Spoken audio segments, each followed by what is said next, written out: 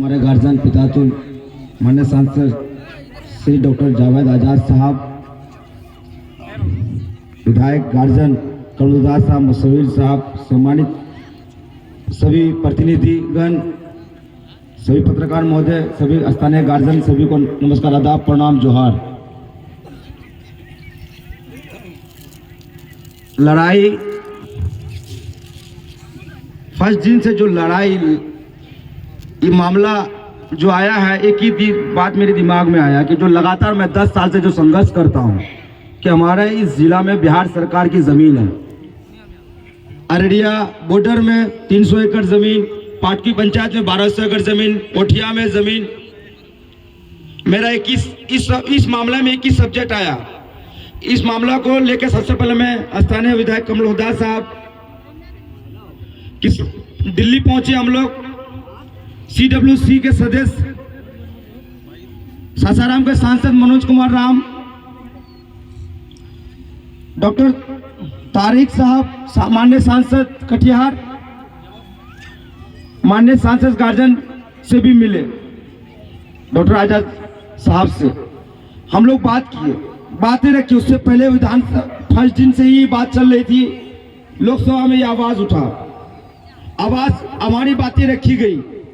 हम फिर अपने सब्जेक्ट को लेके गए कि जब मेरी जमीन है बिहार सरकार की, सरकार एक तरफ किसान का जमीन खरीद के लेना चाहता है, एक तरफ बिहार सरकार की जमीन, आखिर हम बिहार सरकार की जमीन में क्यों नहीं बना है? ये पहल माननीय सांसद महोदय, रक्षा मंत्री से भी मिले और बहुत कम समय में इन मिल के इन मामला को बहुत आगे तक पहुंचा है। संघर्ष नासिक नदीर लगातार संघर्ष करते आया है। कांग्रेस माननीय सांसद, माननीय गार्जियन मुसविर आलम साहब के अध्यक्षता में हम लोग शुरू से संघर्ष करते आए हैं। इस मामला जो है स्टेट गवर्नमेंट, बिहार सरकार, अगर बिहार